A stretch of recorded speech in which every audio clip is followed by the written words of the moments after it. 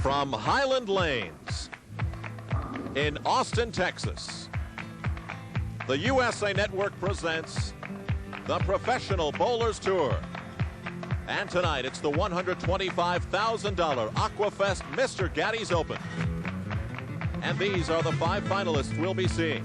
In 5th place is 24-year-old Dave Husted, who returns to the state where he won the US Open 2 years ago. The 4th place finisher, Pete McCordic, has won almost $250,000 on the tour, but without a win. Today, he tries to change his luck. Qualifying 3rd is a 21-year-old, 5-year PBA veteran, Pete Weber, looking for PBA title number 3 with the 2nd highest average on the tour. In 2nd place is 26-year-old Don Genalo from Long Island, New York. He has bowled well in 1984, this being his 4th TV appearance. And the man they'll be shooting at, this week's leader, Marshall Holman, who takes his tour leading average into the final match for $18,000. The $125,000 Aqua Fest Mr. Gatti's Open on USA is brought to you in part by Mobil Super Unleaded Gasoline. Mobil Super Unleaded, it's really powerful. And by Levi's, jeans, cords, and shirts for quality and style you can count on. And welcome, everybody. Deep in the heart of Texas, the Summer PBA Tour continues. I'm Al Troutwig along with Mike. I'm going to make the 257. If it kills me, Durban. More about the 257 later. But a little bit tonight, Mike, about some hot and some hopeful bowlers in the 5 finalists. Well, we do. We have both of those in the top 5 tonight. The hottest bowler on the tour is, of course, Marshall Holman. It seems like he always is. He won the doubles the last tournament on the spring tour with Mark Roth. He comes into Highland Lanes here where he has led the tournament now. This is the 3rd time he's led the tournament. He won it last year. He's trying for 2 in a row on the tour and 2 in a row here at Highland Lanes. Mike, again, we see Marshall Holman, who won here last year and who has had great success in Austin, Texas. We wonder, why do bowlers return to the certain houses and bowl well consistently year after year? Well, it just seems like certain bowling centers will favor the way certain bowlers throw the bowling ball.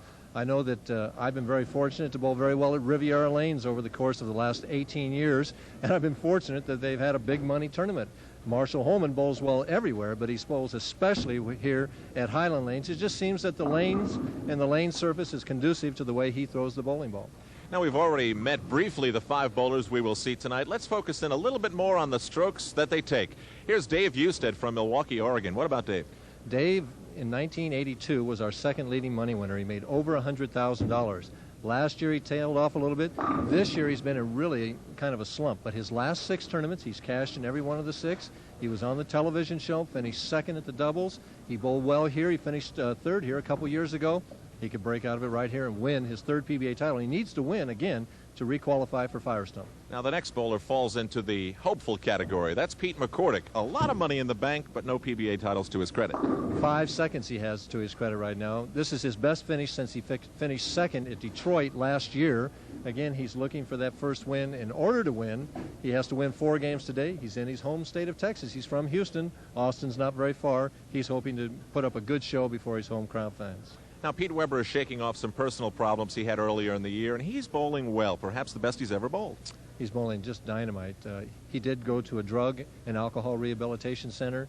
He came in the paddock at Windsor Locks. He told all the bowlers that he had done this. He asked them not to ask him into the bar afterward and things like that. I thought he showed tremendous courage in doing that, and he's demonstrated that courage in his bowling. He's just been bowling great since that time. Watching him in practice, he's got a great shot in practice. If he can keep that up, he'll be hard to beat today. Also in the hopeful category is Don Genalo from Long Island, New York. Kidney operation last year, and he is now stroking the ball pretty well, too.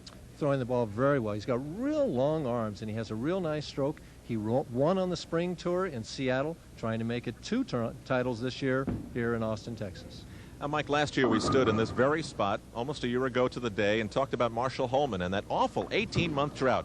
Marshall won that night and went on to win 2 tournaments in a row, and really that picked up his career from then. Now he's still one of the hot bowlers on the tour. At 21 tournaments he's bowled in this year. He failed to cash the first 2. He's cashed every one since. I think he's made the top 24 16 times. This is his 5th time on the television show. He's won 1 tournament. You can't bowl too much better than he's bowling, but I tell you, he has the ability, the talent, that he's a threat to win every tournament he goes in. Marshall, the envy of the PBA Tour. At least for tonight, only one game and $18,000 is his. We'll return to Austin, Texas as the PBA Tour continues on USA. But first, these messages coast to coast.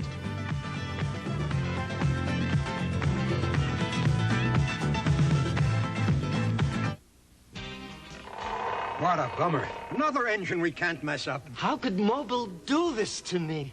Yeah, make their super unleaded gasoline that good. It's really powerful. High octane is so... Knocking and pinging is becoming a lost art. Yeah. I just hope nobody else finds out how good their gasoline is. How could they find out? Mobil could make a television commercial. Nah. Shrink to fit and a button fly to Levi's 501 Blues. Shrink your own, they're reversing a pair. A little loose here and a little tight there. We're so blue, we got the blue, so blue. The 501 Blues, we're so blue. Levi's 501 Blues.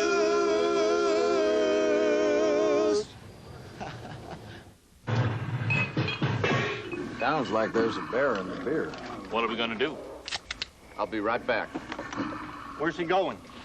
He's going to get that beer from that bear. That's not just a bear. That's a grizzly. Yeah, but that's not just a beer. That's fire-brewed Stroh's. I thought we had 3 cases. Well, had to make a deal. Stroh's and Stroh Light, fire-brewed for smoother taste. Top of the heap. Now, to repeat, Wielander must get past Wimbledon champion John McEnroe and more of the tops in tennis in the ATP Championships. USA serves up the semifinals Saturday, August 25th at 7:30 p.m. Eastern, and the finals Sunday, August 26th at 2 Eastern. The ATP Championships live exclusively on USA, August 25th and 26th.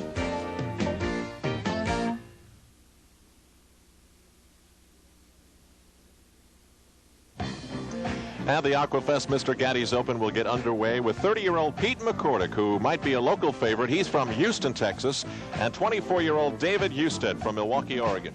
They will shake hands and get this $125,000 Open tournament. The finals of it underway. And we're bowling here at Highland Lanes, and lanes 19 and 20. And when I bowled on this pair in the Pro-Am, lane 20 hooked a couple boards more than lane 19. Pete McCordic using a gold urethane bowling ball. He switched to that in about the last 10 minutes of practice. It's high. Interesting, his last shot he threw in practice on that lane, he came up light and left the dinner bucket, and he must have adjusted there at the end. 5-step bowler, very controlled swing, straight swing, right in time at the top. Watch the follow through, straight up, just didn't go to target. It looked good. Cross lane at the 6-pin. Should have no trouble with this spare, and he doesn't. So Pete McCordic spares the opening frame. Pete didn't have a very good average this week, 13th, I believe, of all the bowlers, but he did win games, and that's what has put him in the final. Here's David Husted, 206.8 his average this week. Uh-oh, a little high, 6-7 split. David playing between the 2nd and 3rd arrow, and he got that one in closer to the 3rd arrow, and right away opens up with a split. So an early test for the 1982 U.S. Open champion. He'll throw hard and cross lane, trying to hit the 6-pin on the right. Switches balls to something that goes straighter. He has a chance. Oh, he just missed it. Just missed it. Really close. Dave Husted fails the early test. He'll now switch to the left lane. He has 2 of something Pete McCordic wants badly, PBA titles. Well, David also wants to win badly to re-qualify to get back into the Tournament of Champions. Yeah, he won both of those titles in the same year, 82, and hasn't won since. Important ball for him. Get his confidence back. Can't throw it any better. Pretty shot. He throws a much straighter ball than many of the bowlers, Mike. If you think his is straight, wait till you see mine. High backswing. Watch the free swing. Backswing over his head. Good long slide. Good follow through. See that left arm out there for balance? Back to McCordic quickly. Up by a dozen.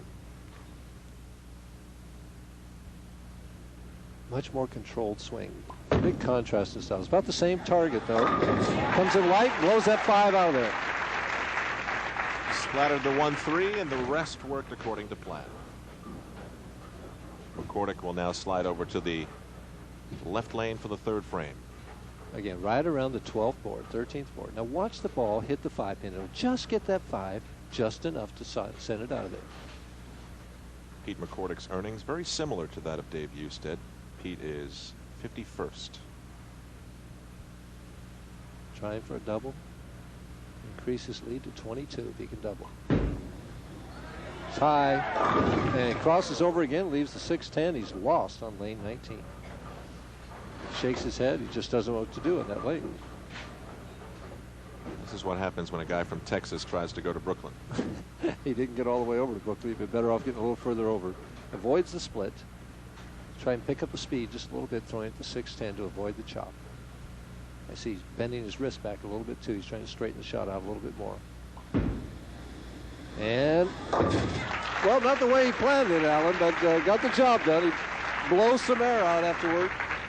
A real deep breath of relief for Pete McCordic. His lead is still 12. Now back to David Husted. Open in the 1st, strike in the 2nd. Trying for a double. Better shot. And gets the line hit.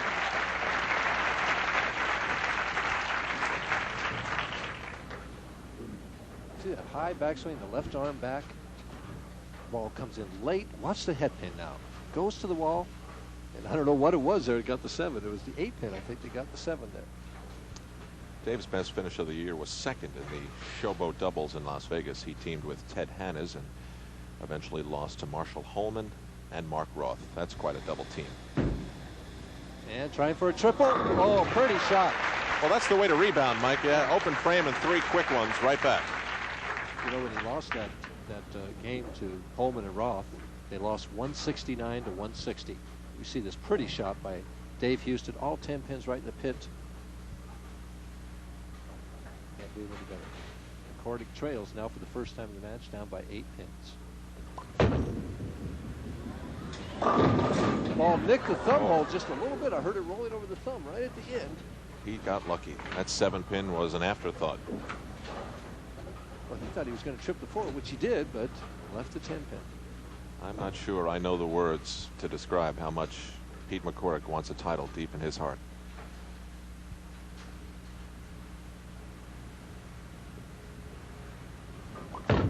Cross lane at the 10 pin. Has the spare easily. Now we'll see what kind of adjustment he makes here on this left lane that he's been high on over on the Brooklyn side really twice in a row. Story of pins so far favoring David Husted. 9-pin lead over Pete McCordic, who just 2 frames ago led by 12. But then, as you see, Husted came back with 3 straight. That's the name of the game on the PBA Tour, stringing strikes. You don't win making spares generally.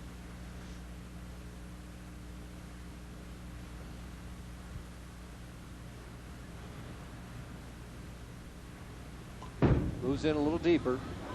And gets that 4-pin out of there.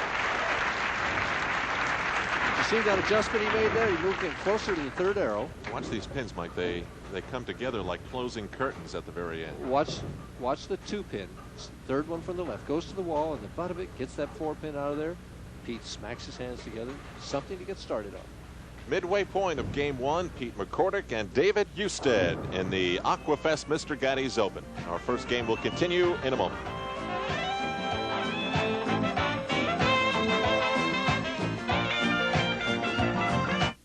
The Corbetts are about to start their annual reunion. They'll have a great time devouring all of Aunt Becky's cooking. But soon, some of them won't be feeling too well. Whether it's Sandy's upset stomach or Brad's heartburn, the one that coats is the only one they need. Pepto-Bismol. As it coats your stomach, it relieves heartburn. Upset stomach even relieves diarrhea. Pepto-Bismol. For most common stomach discomforts, the one that coats is the only one you need. In 1984, people will leave their homelands to attend the largest peacetime event in the world. 10,000 athletes from almost every country on Earth. And Transamerica Insurance and Transamerica Occidental Life will support the dreams of every athlete by insuring the Olympic Games. Because our business is insuring people's dreams. Transamerica. Insurance, finance, manufacturing, transportation, innovation. The power of the pyramid is working for you. The fuse has been lit for explosive action. USA has packed your Tuesday nights with the superstars of wrestling. It's Tuesday Night Titans Wrestling TNT. Featuring the heroes, the villains, the glamour, the glory. Tuesday Night Titans Wrestling TNT. Every Tuesday at 8 p.m. Eastern, 5 Pacific, only on USA. It's dynamite.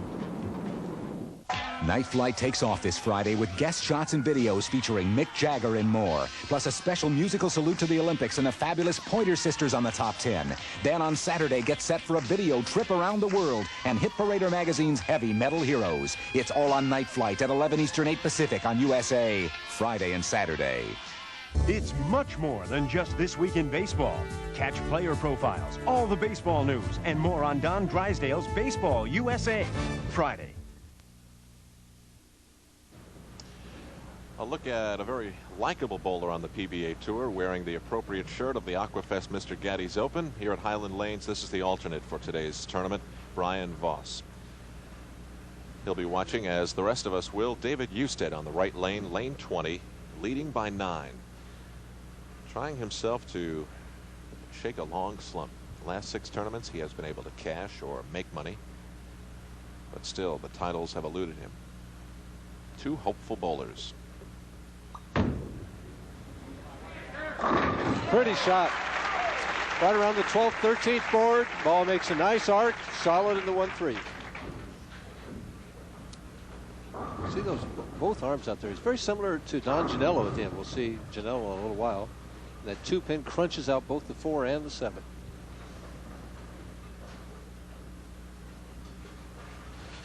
Got to really bother David when things don't click for him. He's such a great athlete in high school, a super basketball player, and he can really hit a golf ball too.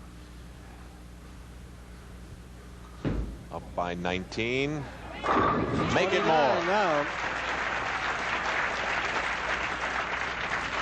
And he's really put Pete McCordic's back up against the wall. It's only the 6th frame, but Pete is in a must-strike situation. The way Husted is going, McCordic has to put some pressure on him. He must strike on this shot.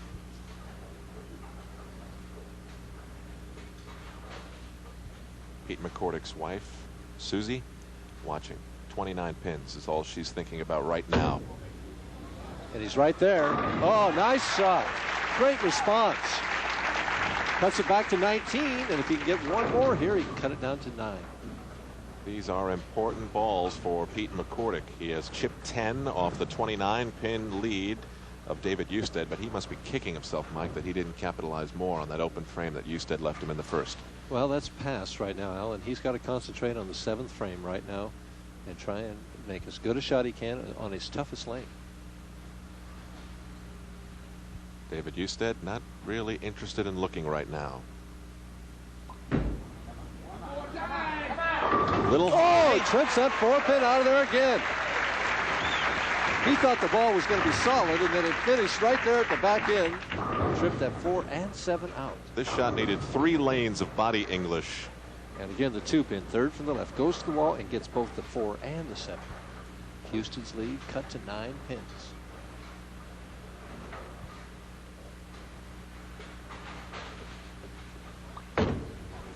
And going for 6. Oh, snaps that 10-pin right out of there.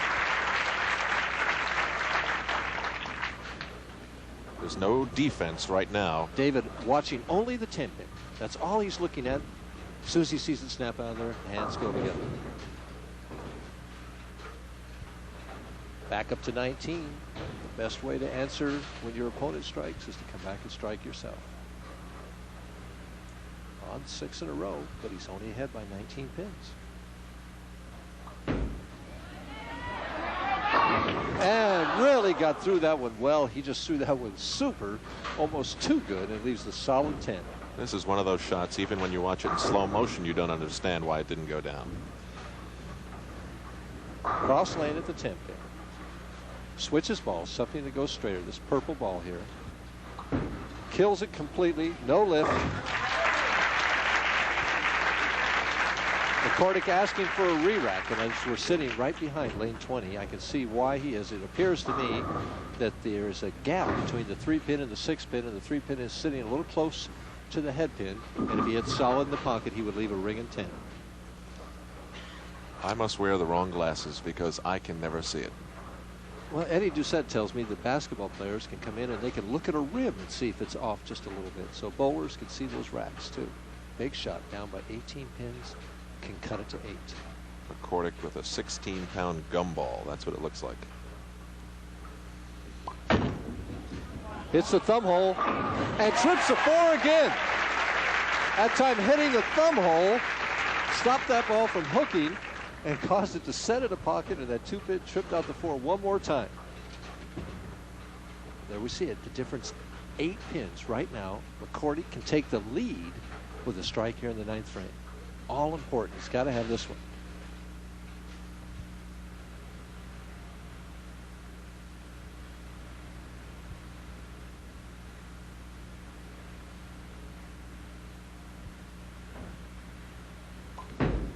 Little soft, breaks up the split and gets 8, keeping the count even. It makes it a 10-pin match if he makes the spare. But now his fate is not in his own hands. Right now, Dave Husted is potential 257. Pete knows it's high as soon as he let it go. Puts his hands up there. He's happy that he got 8 and knows not a split. At the 4-7, has the spare. As I was saying, Husted is potential 257, where McCordic, the best he can get is 237. So David's fate is in his own hands. Up by 10 pins, 9th frame.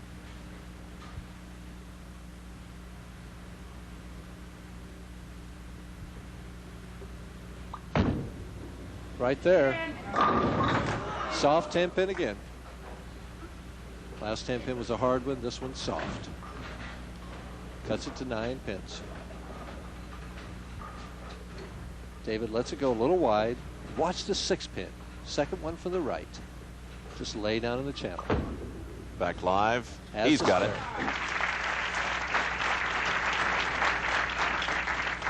And as we slide into the 10th frame, it's a 9-pin Husted lead. And there are a lot of potentials here. We could have a winner clear cut by Husted, a possible tie as Pete looks at the score. Pete's been on the tour now for 12 years. Dave Husted, in order to shut out Pete McCordic, would have to get 2 strikes and 2 pins. It's a long time to look up at a losing scoreboard.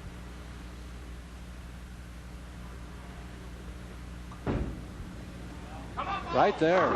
And 6 pin just snapped that 10 right out of there. That puts him in the 230s. Pretty shot here as he lets it go. Watch the 6 pin this time. Second one from the right. He goes to that sideboard and snaps out the 10. If David does not strike on this ball and we get a spare, he finished at 236. McCordic could strike out for 237. This is it right here. And my goodness, leaves the 6, 7, 10. He will probably go for the 2 pins and finish with 235, which would mean McCordic would need 2 strikes and 9 to be a winner. And Pete has bowled very well in the right-hand lane.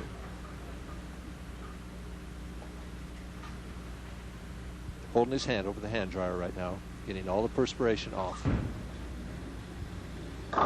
9 out, 235. Excellent game. Started with a 6-7 and finished with a 6-7. Well, it took Pete McCordic to the 10th frame since he held the lead back in the 3rd, but he now can do something about moving into the 2nd game here. Big thing here is that he has a chance. There's Susie. She's probably praying right now.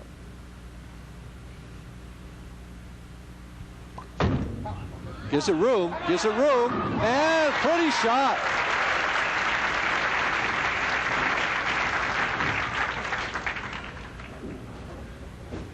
As soon as Pete lets it go, he knows he's thrown it well.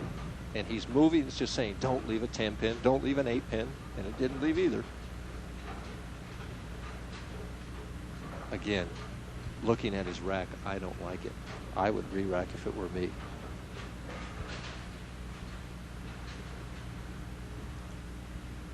This could turn out to be one of the most important balls Pete McCordic has ever thrown. Right there, and trips the 4-pin out again for the 3rd time in the game. He threw that ball right on target. It hit the thumb hole just a little bit and sat in the pocket and tripped that 4-pin out. 2-pin goes to the wall very late and trips the 4-pin out.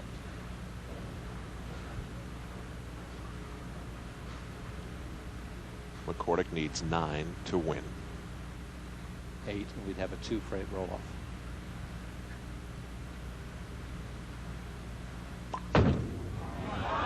Try. He gets it. Pete McCordic is a winner, and the president of his fan club, his wife Susie, is there to lead the cheers. It is a dejected David Husted that walks away, and McCordic breathes a big sigh of relief. He will move on to the next game here in Austin, Texas. Quite a finish to an exciting result. Pete Weber waiting in the wings now as we continue at the $125,000 Aqua Fest Mr. Gatti's Open on USA. We'll be back.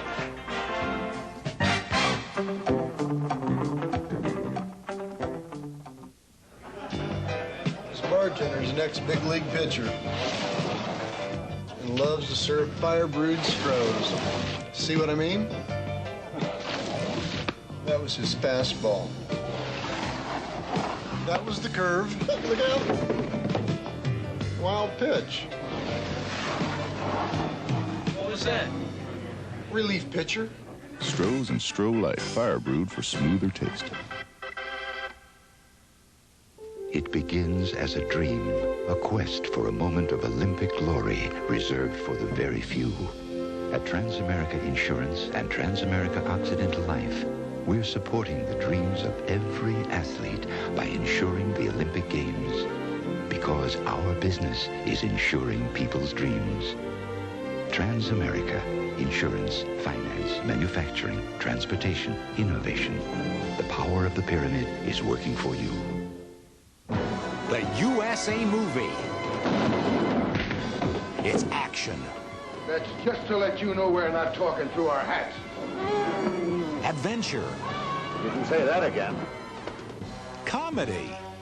I'm gonna do a good job too, Captain. You just watch and see. Romance. The USA movie at noon Eastern, 9 a.m. Pacific. Thank you, partner. Well done indeed. It'll make your day. Tee off with U.S. Open runner-up Greg Norman, Bernard Langer, LPGA grade Sandra Haney, and legendary Joanne Big Mama Carner. The International Golf Challenge, every Tuesday at 10 p.m. Eastern, 7 Pacific, only on USA. The Aces battle in the most prestigious event in tennis, the U.S. Open, coming soon to USA. It's a great place to stay. It was a 2-pin victory for Pete McCordic over David Husted. At the buzzer, if you will, he will now face 21-year-old Pete Weber from St. Louis, Missouri in Game 2 of the $125,000 Aqua Fest Mr. Gatti's Open. This city of Austin, Texas, by the way, getting ready for their big annual party in the wonderful lakes that surround this really beautiful Central Texas city. It is their big party, and that will be happening soon. President Reagan and Vice President Bush actually coming in to enjoy the celebration here. A look at Pete Weber. Quite a year it has been for this 5-year veteran. Earlier I had a chance to talk to Pete about the year 1984 and much more. Pete Weber's only 21 years old, but amazingly, he's already a 5-year PBA Tour veteran. Pete, that's amazing that at the age of 21, you've already packed in 5 years under your belt. Oh, yeah, it is. Most people wouldn't come out until they were 18. Fortunately, they changed the rule on joining the PBA. They changed it from 18 and graduated to just graduated. I graduated when I was, well, really, I graduated when I was 16. I got a GED.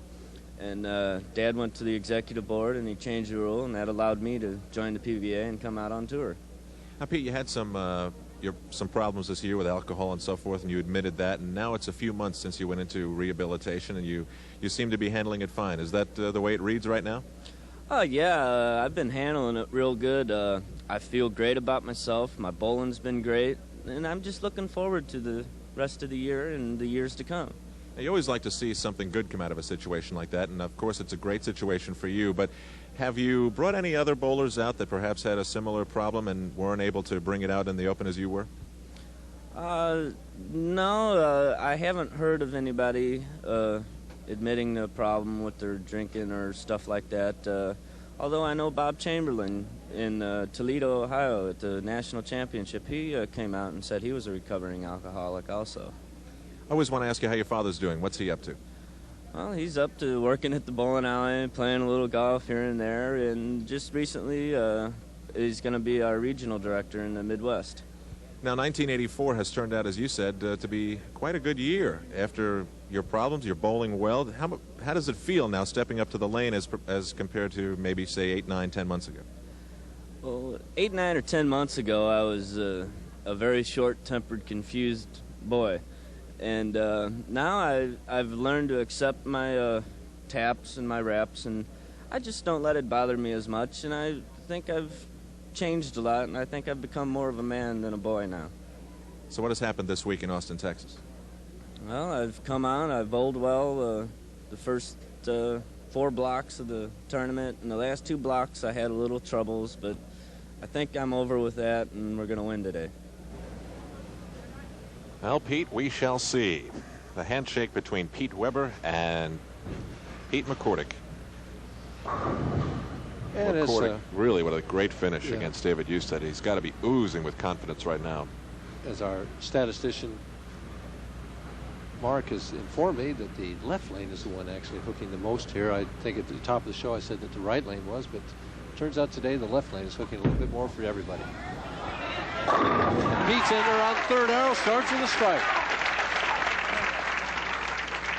Well, without a doubt, this second game is for Pete's sake. Pete Weber up now in the right lane, lane 20. Watch how high he brings the ball back. Almost over his head, Mike, on the... It is over his head, Alan. Swinging the second arrow.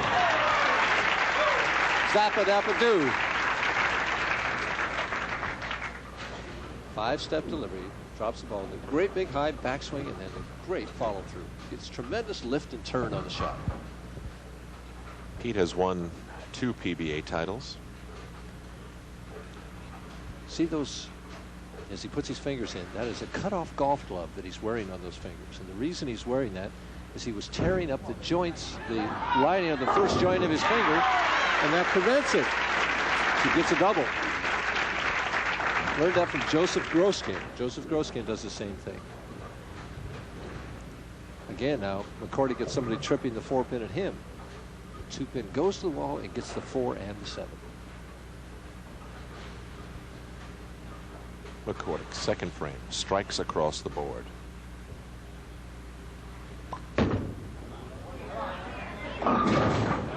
Trouble. Paul hooked just a little early on him, just a hair soft for the speed. 6, 7, 10.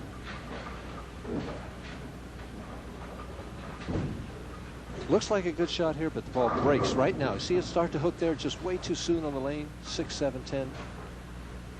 The way Weber's going, I think that Pete is forced to go for the split. Pete not liking it.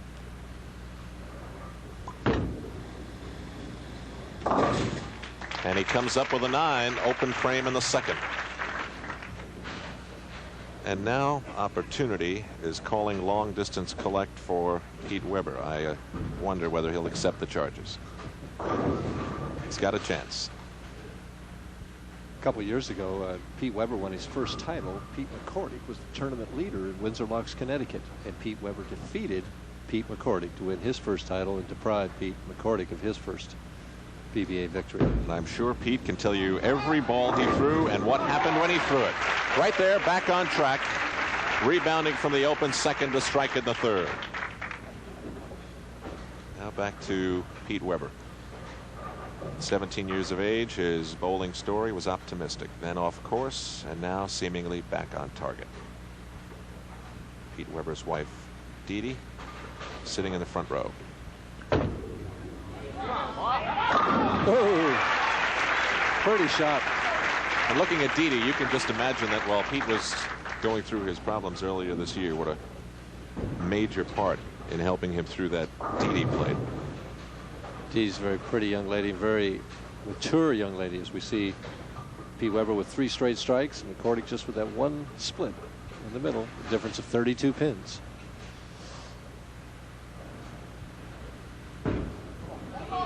Oh boy.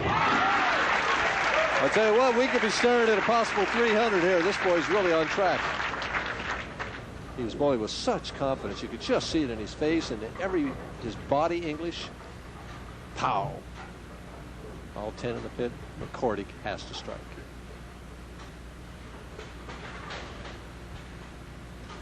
He's moved another board deeper on the lane, right lane.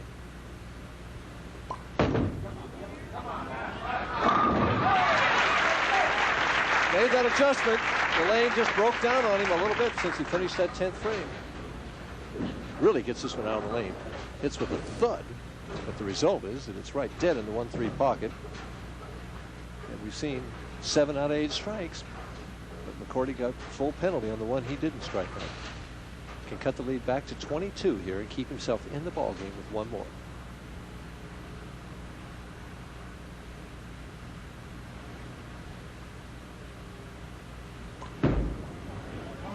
He's there.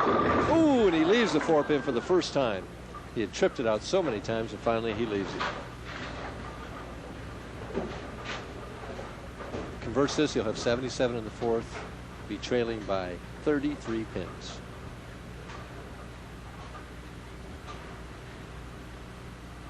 Should present no problem. Cross lane at the 4-pin. And well, he just wanted to give the fans a thrill there. Watch he's looking this. at, he's yelling, he's thinking, stop, stop. All Pete McCordic did knock it down. He trails, however, 33 pins to Pete Weber, who's leading because he's stringing strikes in Texas. We'll be back.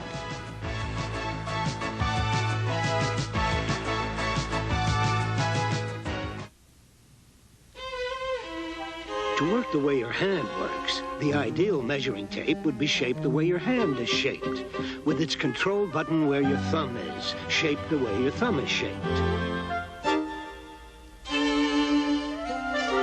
And because working hands perspire, your tape would have a slip-resistant tread. Introducing the Lubkin XL from Cooper Tools, the difference between work and workmanship.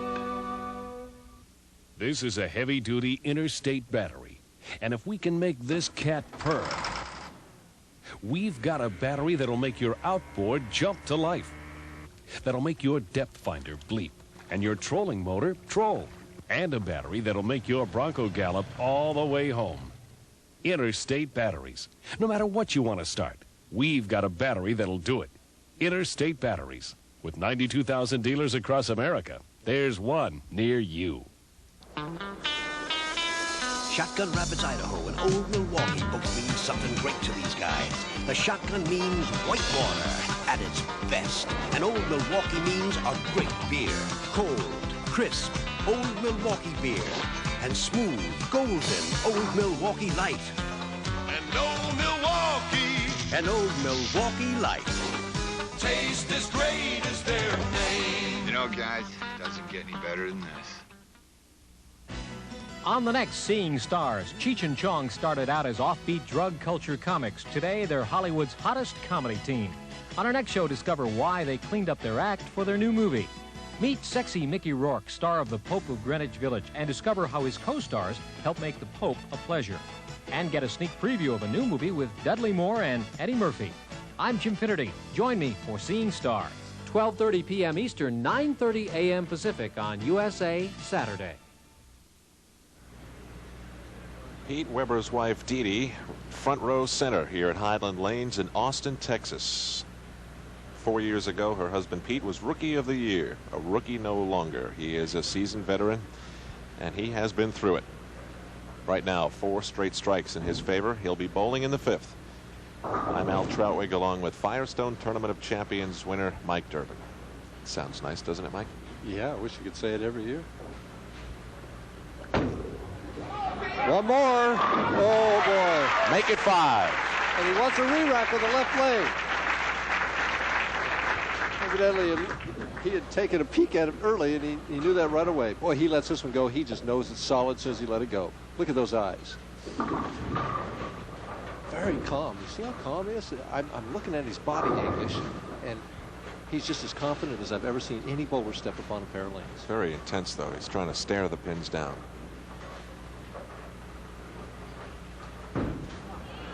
Tie. Baby split. The streak is over. In the 6th, Weber leads 2. 3-10. Object here is to go between the 3 and the 10. Hit the 3-pin on the right, deflect into the 10. In the past, Pete has thrown a hook at this shot when I think he would have better success by killing the shot and throwing it straight. There's McCordic looking on. He's throwing a hook at it again. And makes it. That just shows you what I know. Now this is what a confident bowler is able to do. It's just perfect there. 3-pin with that ball hooking like that, he's got to hit it thin to make it. I want to see you do that in a bowling tip, Mike. We did that once. First time, yeah, first try? Just took me 10 takes, that's all. McCordic down by a bunch. A little high, 4-7. Pete's confused. He threw that ball where he wanted, but the right lane is breaking down on him. The lanes are breaking down as we're bowling. He's got to make that adjustment, either with speed or moving another board deeper on the approach. He's running out of frames, 43 pins behind.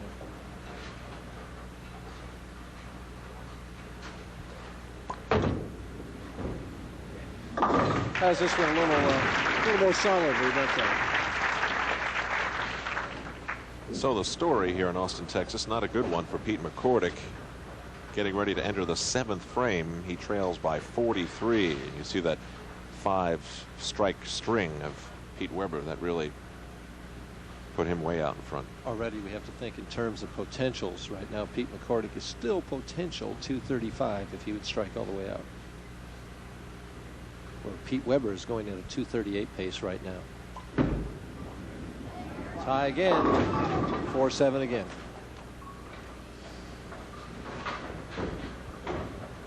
And Pete sees his chance for moving on and winning his first title, slipping through his fingers and fading further away. Well, he hit a hot bowler. He certainly did. Has the spare. But Pete Weber certainly in the driver's seat right now. All he has to do now is just not make any major mistakes. Keep throwing the ball in the 1-3 pocket, filling the frames, and he's going to move on. There's that golf glove with the thumb buried in there. Good speed. Live ball. See that head pin go to the wall, just come roaring back off there and clean out that 4-5-7. That ball seemed to grab a little later than the others, Mike, and it seemed to grab just in time. It did grab just in time. Watch the head pin go to the wall. All of a sudden. Back and see that 4-5-7 go right out of it. Another re-rack for Pete Weber on the left lane, 19. He's allowed 3. He's used 2. Means he has 1 left. Really? Are you sure? Okay. Oh! He didn't know whether that was going to hold or not. He's kind of looking at it. It's interesting. I find it interesting. Pete Weber throws a bigger hook than Pete McCordic. Yet Pete Weber is playing further right on this pair than Pete McCordic.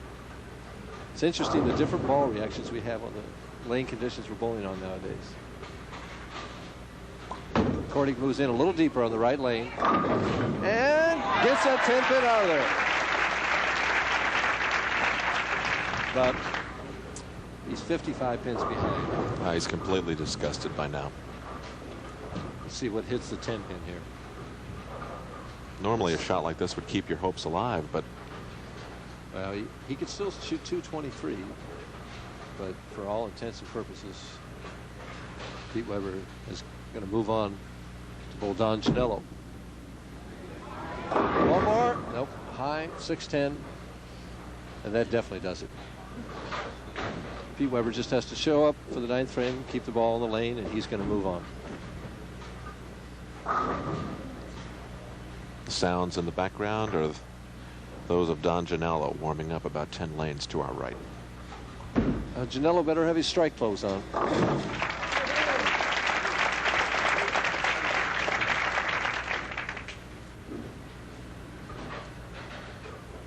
Weber now just trying to maintain concentration. Pete McCordic right now would probably like to jump in the lake here in Austin. Somebody yelling in the back, "Come in, ball," and it sure did, but it left the 10 pin this time. Pin shuddered a little bit, just didn't fall. Dee Dee looking up at the score. She knows the score, knows her husband's moving on to bowl Don Genalo. That does it right now. He's definitely a winner already, not even showing up for the 10th frame. He can throw this one in the parking lot and still win easily.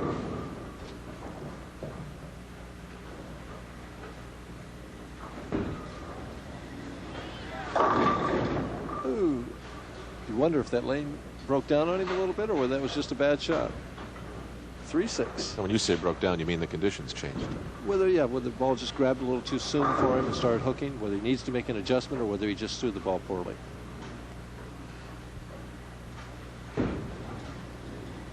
Has the spare. We'll probably find out on this. He'll do a little practicing. If he did throw the ball well and it hooked high on that last shot, he'll have to make an adjustment on this shot. This is the last practice shot he'll get on this pair before he has to bowl Janello.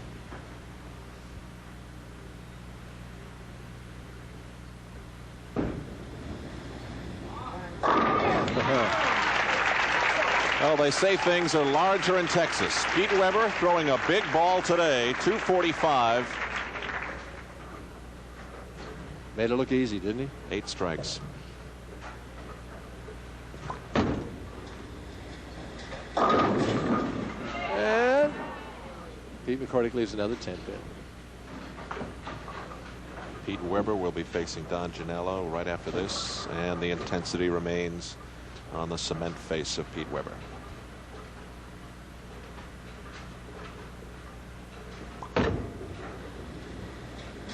Has the 10 pin. Still a good tournament for McCordic.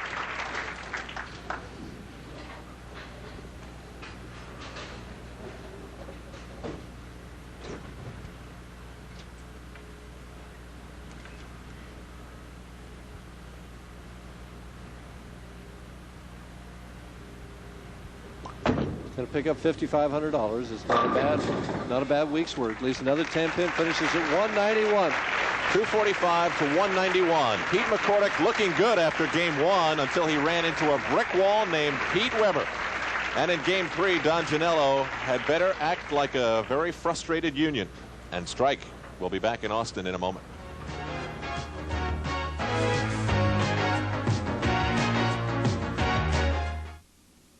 OPEC rumors shake the market. That story and more next. The Wall Street Journal Late News, brought to you by the Ford Motor Company. Standing in for William Bruce, here is Ian McLeod. Good evening, everyone. The State Department has denied it, but rumors OPEC may disband sent the dollar to new heights in currency trading while pushing gold prices lower. The FCC raised the number of television and radio stations one company can own to 36 from 21. A flurry of mergers predicted by many broadcasters is well underway and may indeed have peaked. You may have the same education and be the same age, but that's no guarantee you'll earn the same salary. The latest study shows men earn twice as much as women. Now this message. What Ford has done is so big, what I tell you won't even scratch the surface. This car has a $40 million paint job. That's what it costs to develop our new laser track paint system. You know, for years, we were jealous of the finish on the expensive European cars. But as you can see, now it's our turn to shine. Quality Ford. Quality is job one. American makers of light trucks are again losing ground to the Japanese. The big reason is price. Despite a 25% tariff on imports, the Japanese can still sell their trucks for less. And employers can't treat Vietnam veterans just like anyone else. That, at least, is the ruling of one arbitrator who says a company must rehire a vet it fired for high absenteeism because he suffered emotional distress caused by the war. On Wall Street, stocks rallied on the rumors of OPEC's problems. The Dow Industrials gained more than 10 points in active trading. For the Wall Street Journal, I'm Ian McLeod. Thanks for joining us, and good night.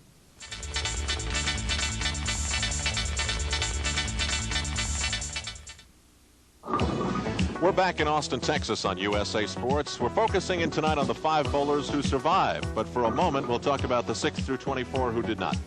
In 6th place, acting as our alternate today, is good-looking Brian Voss. Henry Gonzalez from Colorado Springs, Colorado, is 7th. Mark Baker from Garden Grove finished 8th. Ted Hannes, our Peoria champion this year, finished 9th. The U.S. Open champion Mark Roth finished 10th. Joe Berardi, 11th. Jimmy Pritz, still bowling well, finished 12th. Two-time winner this year, Wayne Webb, finished 13th. Kent Wagner was 14th. Mike Bovia finished 15th.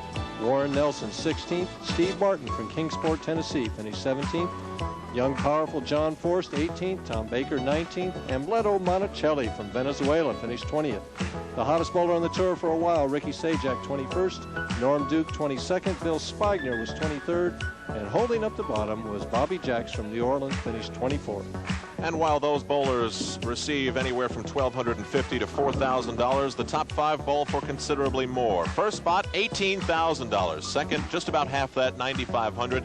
On down through 5th spot, $7,000, $5,500, and $4,500. We had a lot of shifting in the leadership in rounds by play here this week, too. In the first round from Sweden, Mats Carlson was the leader at that time, and he couldn't hold on, though. Ricky Sajak took over in the 2nd round. Dave Husted was the leader up to the 3rd round, then young Pete Weber, and Pete Weber was leading after the 5th, but of course after the important one, after the 6th round, it was Marshall Holman. So we had a bowler this week from Venezuela, one from Sweden, both of them bowling very well, and of course the Americans. We hinted earlier that Mike Durbin has struggled to make the 2-5-7. That is the elusive topic of today's bowling tip. This week, as I was bowling the Pro-Am in Austin, Texas, one of my amateur partners left the 2-5-7 split. She was a right-handed bowler, and she tried to make it by hitting the 2-pin on the left and have the ball deflect into the 7-pin. She did hit the 2-pin on the left, but she hit it very thinly, and the ball bounced into the 7, but the 2-pin slid in front of the 5, and she didn't make the split. When she came back from the foul line, she asked me, did she shoot it correctly? And that's a very good question, because there are 2 ways that I can shoot the 2-7 split, or in this case, the 2-5-7. I can shoot it from the right, where I try and hit the 2-pin on the right and bounce the 2-pin into the 7, or I can shoot it as my amateur partner did on the left, where the ball hits the 2-pin, deflects into the 7, and the 2-pin takes out the 5. Well, I believe my amateur partner shot it the correct way, the high percentage way, by trying to hit the 2-pin on the left. The reason for this is that many times if I try and hit the 2-pin on the right, I seem to hit it perfectly, yet the 2-pin flies right around the 7. So the high percentage way is to try and hit the 2-pin on the left. Well, enough of this theory. Let's see if I can take all this theorizing and put it into practice and convert the split. And the first question I want to ask myself is, where do I stand and what do I aim at to try and make the split? Well, again, I'm going to use my strike target. In this case, my strike target is right around the 3rd arrow. And if you remember last year, we did a tip on how to make the 4-pin. And we said that to make the 4-pin, you moved 8 boards to the right from where you stood for a strike and used your strike target. And that's basically about it for the 2-7. But I'm going to add a couple boards to it and make it 10 boards. So I move over here, and again, the 3rd arrow is my target, and I'm going to try and make the split.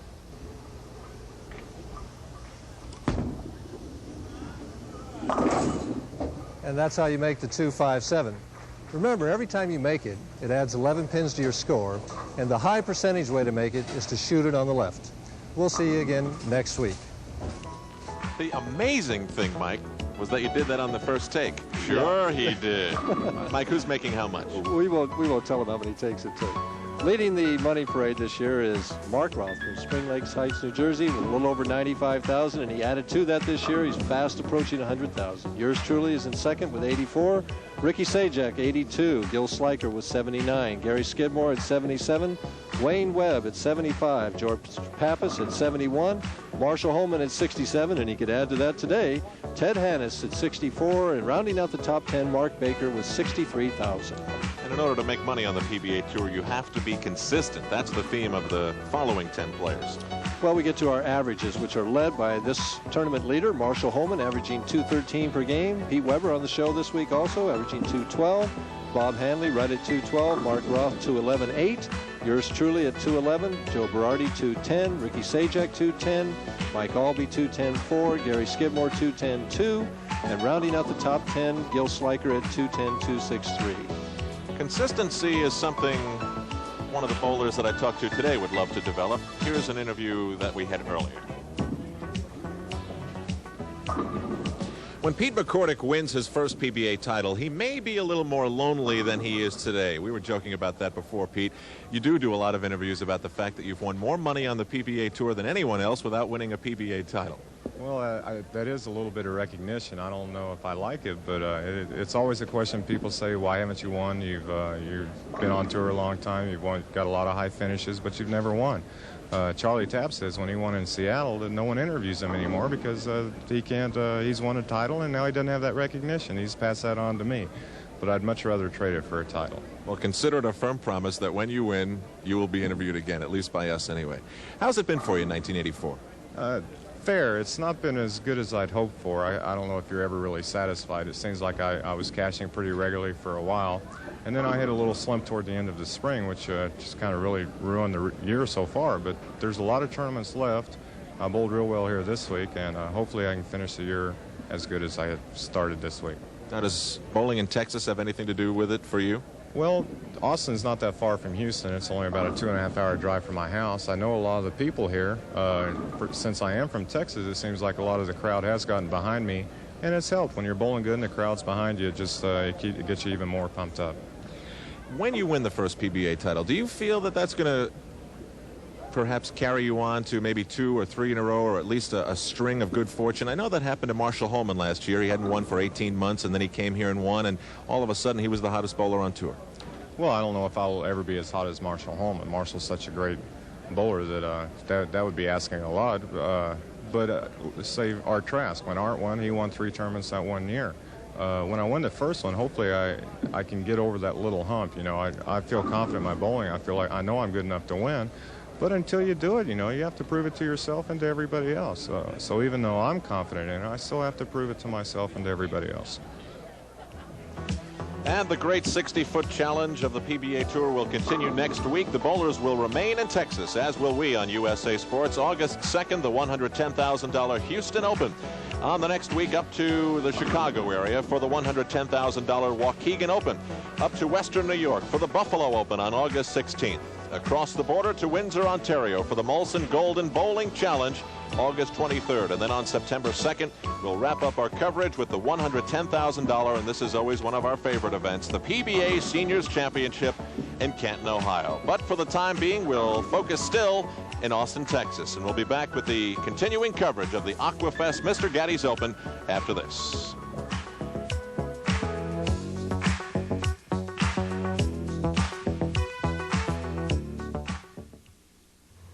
If you don't like the idea of paying big repair bills on your car, try being a farmer. A major engine overhaul on this little number could cost you $4,000 or $5,000. So farmers look after things right, like changing the oil and putting in a new Fram oil filter when they're supposed to. Even a big Fram filter like this doesn't cost much. Repairing this does. Believe me, farmers know the value of $1, and they'd rather pay a little now than a lot later. East Point, Maine and Old Milwaukee both mean something great to these guys.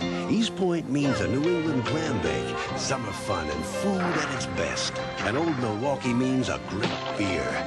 Cold, crisp Old Milwaukee beer and smooth golden Old Milwaukee Light. Old Milwaukee. And Old Milwaukee Light. Taste as great as their name. You know, guys, doesn't get any better than this. In 1984, people will leave their homelands to attend the largest peacetime event in the world. 10,000 athletes from almost every country on Earth, and Transamerica Insurance and Transamerica Occidental Life will support the dreams of every athlete by insuring the Olympic Games. Because our business is insuring people's dreams. Transamerica, insurance, finance, manufacturing, transportation, innovation. The power of the pyramid is working for you. Wednesday, it's dynamic detective work in triplicate on USA's Crime Busters. Lauren Green bucks the system to reunite a father and son on grip. Teresa Graves defends herself against a drug pusher who's out to get Christy Love. And is Vincent Baguetta's aunt a sitting duck? Find out in the Eddie Capra Mysteries. USA's Crime Busters, making the streets safe for everyone. At 8 p.m. Eastern, 5 Pacific, right after Dragnet, Wednesday. Book it. Pete Weber on the left of your screen, crushing Pete McCordic 245 to 191. He'll now face Long Island, New York's Don Genalo in Game 3. One of these two men will bowl against Marshall Holman for the $18,000 top prize. This is the PBA on USA. We are in Austin, Texas for the $125,000 Aqua Fest Mr. GATTI'S Open. Don Genalo comes from my neck of the woods, North Merrick, Long Island, New York, where I believe they could use something like an Aqua Fest. Certainly there is plenty of water on Long Island. I'm Al Troutwig along with Mike Durbin. In just a moment, Don Genalo will face Pete Weber. But before we do that, a short chat with Don Genalo, who we talked with earlier. If Don Genalo looks a little tired today, that's because he didn't sleep very well last night. But when you're bowling for $18,000 under the hot lights of television, that can be expected. A restless night, I mean. What did you think about last night, Don? Mostly what I want to do today, how I bowled on the lanes during the week, and not getting any sleep is normal for me. I haven't gotten any sleep for most of the times I've made the top 5. So I feel like I'm ready for today. Don, America always loves a good comeback story, and I think you are one of those. You had a kidney operation last year, and now you're bowling fabulously in 1984. Did you have a struggle coming back? Do you feel like you overcame a tremendous hurdle in your life? Oh, definitely. I had a little trouble coming back at first, getting my confidence back. I started off the winter a little slow, but I finished 3rd in Garden City, my hometown, and since then I've been bowling great. I don't want to really dwell on the operation at all, but the doctors found out something very strange about the kidney they took out. Tell me about it. They found that through the tests I ran that the kidney never did function and that I could probably live my life with it the way it was. But should I have any more problems, come back. Problems arose last spring and we decided to take it out. So your whole life with a bum kidney, that's very interesting. Don, you also had a shot last year where you threw a ball away and you could have won the title had you known the score, so it was just a slight miscalculation, and you've had to live with that for almost a year now. What did you learn mostly from that experience, though? A little more patience with myself, make sure you check the score more often. I sort of lost my head there for no reason. Just a stupid mistake. I had to live with it. So now what's your strategy in tonight's finals? Attack the lanes the best I can and make good shots. And so Don Genalo and Pete Weber, who must be as confident as ever, square off for Game 3. The Commodore, Bob Ohlendorf of the Aqua Fest. That's quite an honor in this town. They look forward to the Aqua Fest like Louisville looks forward to the Kentucky Derby. Janello playing in around the 3rd arrow on the left lane. Hits the nose the first shot, leaves the 6-10. Another 5-step ball, long arms. See how he's very similar to Dave Husted with that left arm back. As they both hit that 3rd step, both arms are back. See his left arm go out here for balance now. Good slide, good finish position. Makes the spare. This form's pretty much out of the textbook. Yeah, he has a very straight swing, pretty free, has good follow through. He's good in the clutch, has good heavy roll on his ball, yet his ball doesn't hook a lot. And now the high pendulum toss of Pete Weber. And there we see the golf fingers. Whips it out there. Woohoo!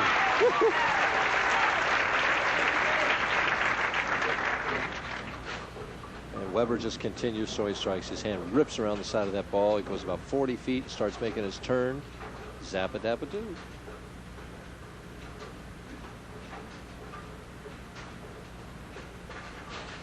Pete begins his approach with his heels actually hanging over the boards.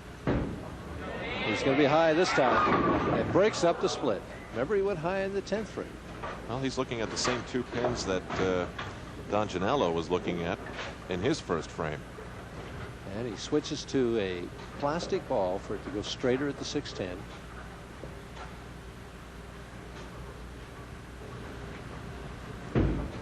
And, ooh, just gets it. He was a little worried there. He thought maybe he was going to chop that 6 off the 10. He walked away and gave the safe sign. He is safe. We're even. Don Genalo in the 2nd frame. Don Genalo almost is all the way to the back of the approach. Just up a little bit. Short first step. Don's won 3 titles, so he's been to the winner's circle. Good shot. Solid 4-7. 2 pin just flew right over the top of both the 4 and the 7. He's right on lane. He needs to just pick up his speed just a hair on this right lane. Just throw it a hair harder.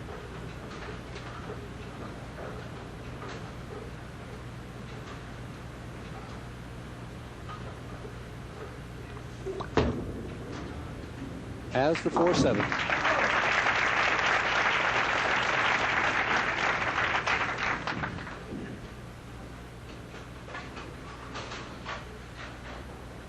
We have a local cameraman walking down behind the screen, and Janello is staring daggers at him.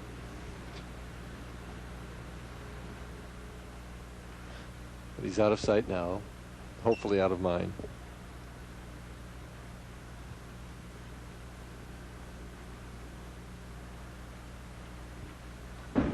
Right over that 3rd arrow. It's high again. On the Brooklyn, leaves the 6 pin.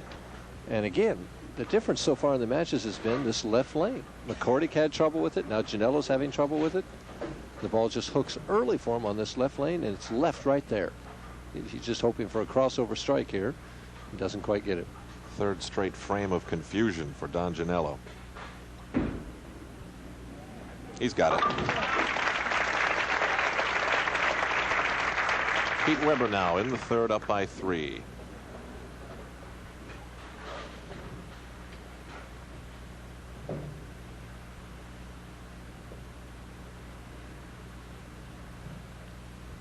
Didi is concentrating deeply. Gives it a lot of room. It's going high. Baby split. Didi peeks around her husband to see it.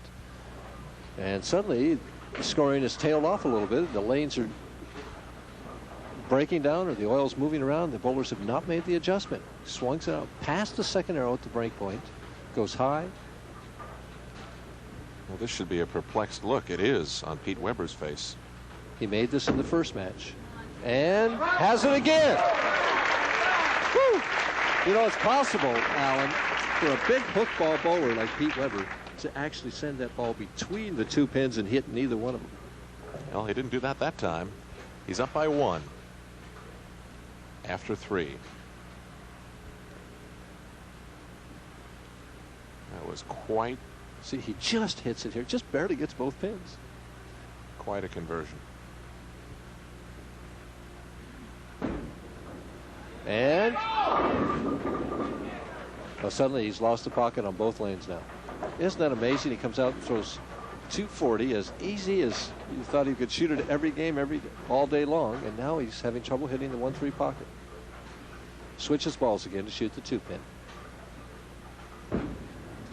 And has the spare. But Janello is definitely very much in this match. He's even as he steps up in the 4th frame, and he hasn't had a strike yet.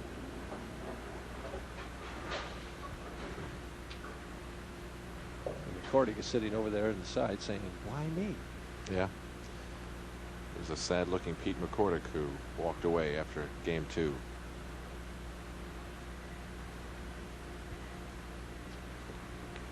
Right over the 3rd arrow. Right. Looks up and says thank you. Now Pete Weber may have dropped something, and perhaps Don Genalo has picked it up. In there right over the 3rd arrow. And the ball doesn't really bite. Watch the head pin. Goes to the wall. Gets that mixing action. 4-5-7 goes out of there. First 10-pin effort for Don Genalo. Left lane, 5th frame. Hasn't been close on this lane yet. And still not. Breaks up a split one more time.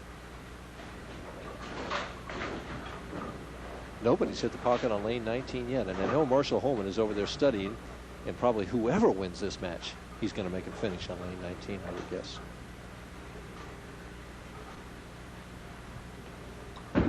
Cross lane at the 4-7. Has the spare, and we're all even through 5 frames.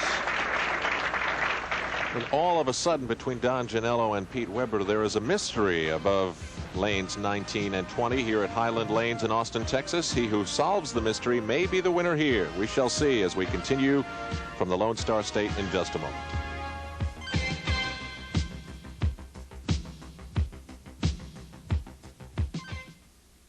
Shrink to fit and a button fly too. Levi's 501 blues. Shrink your own, they're reversing a pair. A little loose here and a little tight there. We're so blue. We got the blue. So blue. The 501 blues. We're so blue. Levi's 501 blues.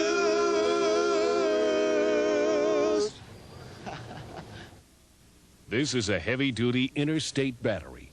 And if we can make this cat purr, we've got a battery that'll make your outboard jump to life. That'll make your depth finder bleep and your trolling motor troll. And a battery that'll make your Bronco gallop all the way home.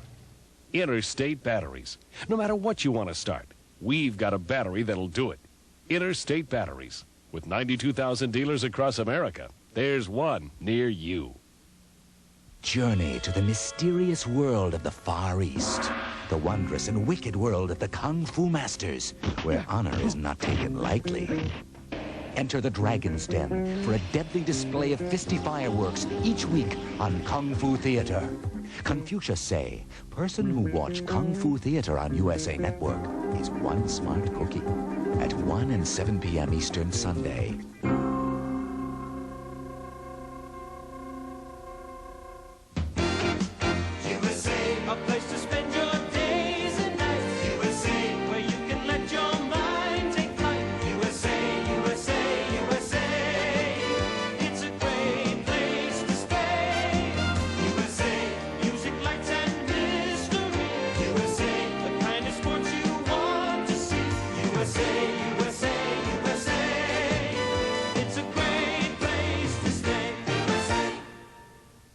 And along with us here in Austin, Texas, is the executive producer for USA Sports, the boss, folks, Jim Zrake.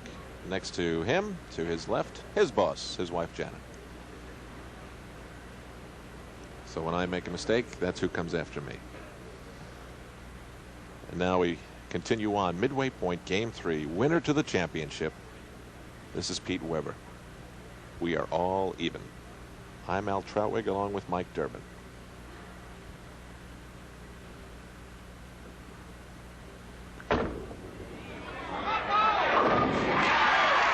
Pete may have it back. Pick up the speed just a little bit harder. All that turn and power. When he comes in light, those pins are overmatched. Set pin kind of falls in slow motion there. Here's the big test of this left lane. He's been high, then light. Sets his feet very carefully. Takes very little time once he's ready.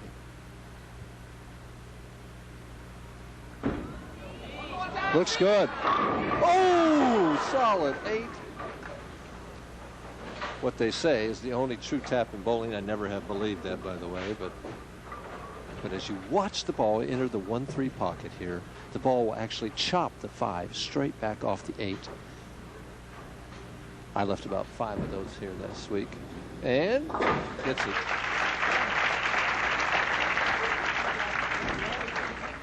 What do you mean by the only true tap in bowling? Well, that's what people say, because they say for a 10 pin that the ball came in late behind the pocket, or 4 pin it's a little bit high, and solid 8 is a perfect shot and still gets tapped. Like I say, I never have believed that philosophy. Right there. Comes in light and gets that same light mixer.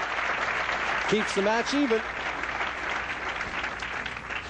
So the story now between Don Genalo of North Merrick, Long Island, New York, and Pete Weber of St. Louis, Missouri is this: even. The difference being Janello working on a strike. Janello again relying on this light hit. The ball really not biting the lane that much. Head pin goes to the wall and gets that 4-5-7. We've had about 3 of those this game. That's the second straight strike for Don Genalo on the right lane. Nobody struck on this lane until now. Takes a 10-pin lead and puts some pressure on young Petey Weber. Petey behind for the first time in either match. Solid in the 1-3 pot. Made the perfect adjustment. And Janello is very aggressive once he gets strikes going. Very little emotion on his face. Pete Weber trying to answer the challenge. 4-pin. Just a hair short. Didn't quite get the ball out to the target.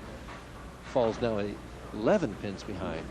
About that Don Genalo story, Mike, it's so amazing. You know, he is 26 years old, goes in for the kidney operation, and all of a sudden the doctors tell him, Mike, Don, you know that kidney you've had for your whole life? Well, it never worked.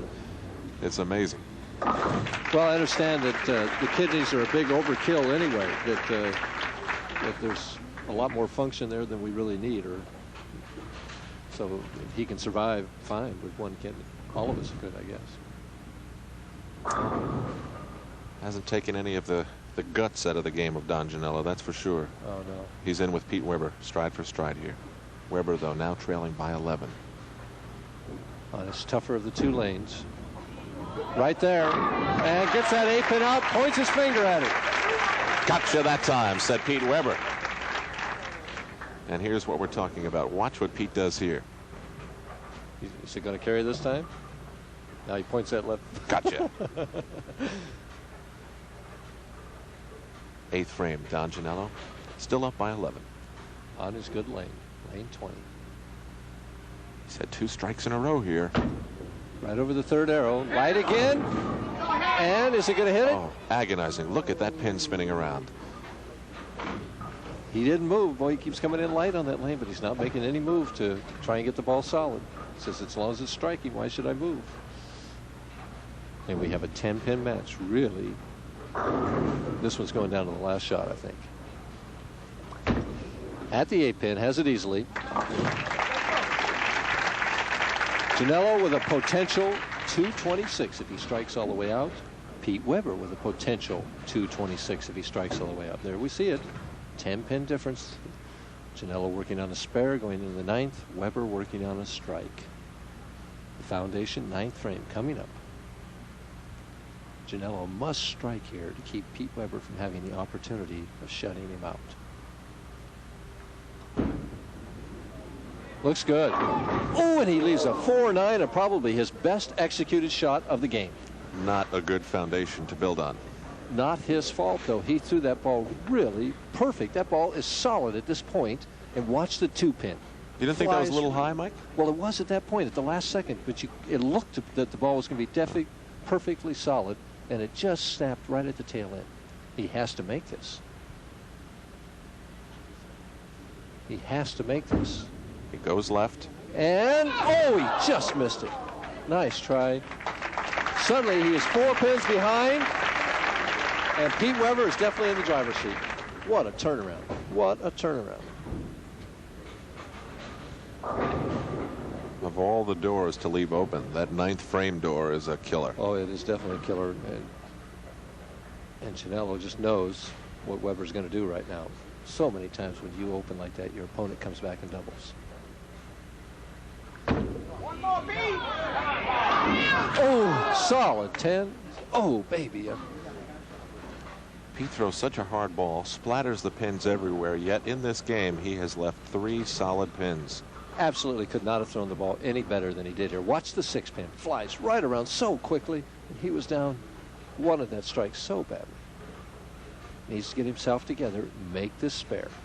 Cross lane, 10-pin. Uh-oh, uh-oh. He waves to it, it's gone. Indeed, he throws up both hands, and it is, back and forth there. The one's giving it to the other. Suddenly, Pete's down by 8 now with a potential 194. And he asked for a re-rack. I think he just wanted that first strike so bad that he wasn't able to regroup his concentration for the spare. And now Don Genalo is feeling happy all of a sudden. He has amazingly had his open frame followed by another. Pete Weber in the 10th. And psychologically, Pete is definitely down going into the 10th frame. Gets a break to trip that 4-pin out. Trying to fire himself back up. He can go back into the lead with one more strike. Here's Pete Weber just trying to get himself back in line. Watch the 2-pin, third from the left. Gets both the 4 and the 7. And Weber smacks those hands and grinches those teeth. This is the big shot of the week right now for Pete Weber. This one could get him back in Firestone. Janello not watching. Oh, he trips the 4-pin again. 2 in a row.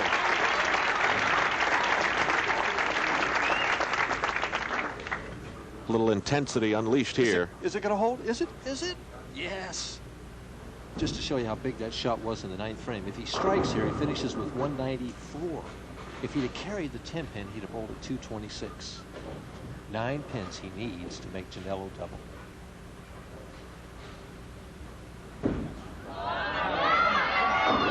And he gets 7. Janello needs a strike and a spare. Oh, he eased up on that speed. 191. Janello now needs a strike and a spare, or a spare and a strike. We could have a tie. A spare and 9, and we have a tie. It was a hair-raising moment for Pete Weber watching that ball go down the lane. Oh, it's so much different needing 1 strike rather than 2. And Janello is a great clutch 10th frame bowler. Great clutch bowler. Right over the target. He's light, and he leaves the washout. The ball never hooked. He must not have got the lift on the ball. He leaves the 1, 2, 4, 10. I'm sitting right behind him, and he hit his target, but the ball never bit the lane. He'd been light the whole game. Now he has to regroup himself and convert this spare. Now I'm watching Pete Weber. He's got his back to the lane, his head buried in his hands, and he's taking some of the biggest gulps I've ever seen. And Janello shaking his head. It has a chance. Right around it. Oh, and Pete Weber's the winner, moves on to bowl Marshall Holman.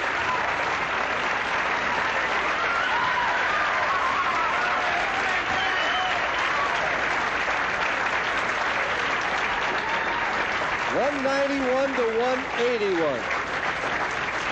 And the hopes of these two gentlemen have just gone for quite a ride up and down the roller coaster. But Weber winds out in front by 10. And now Pete Weber will face Marshall Holman, 2 powerful, intense bowlers. The winner to get $18,000. Back in Austin in a moment.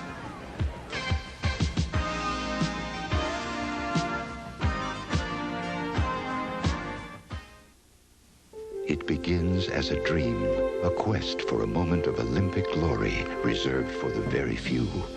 At Transamerica Insurance and Transamerica Occidental Life, we're supporting the dreams of every athlete by insuring the Olympic Games.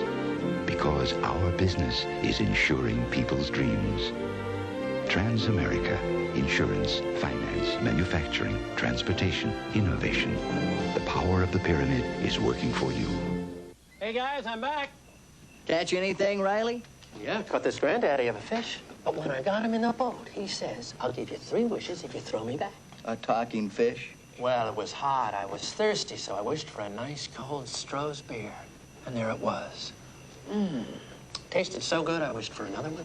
2 wishes, 2 Strohs. And what'd you do with the 3rd wish? Hey, did I forget my friends? Strohs and Stroh Light, fire brewed for smoother taste. Jimmy Martin is not a professional bowler, but he's changed the game of bowling forever. With the Martin Lane Reader, you'll be bowling the best scores of your life in minutes. Stop line-finding guesswork. Get the ball into the pocket fast. And here's Jimmy Martin. Hi, my lane reader will show any bowler where to stand on the approach for strikes and spares. I used it to win the 1981 New York State Tournament. As a 162 average bowler, everybody was surprised when I went and averaged 226 to win. Now the pros recommend it.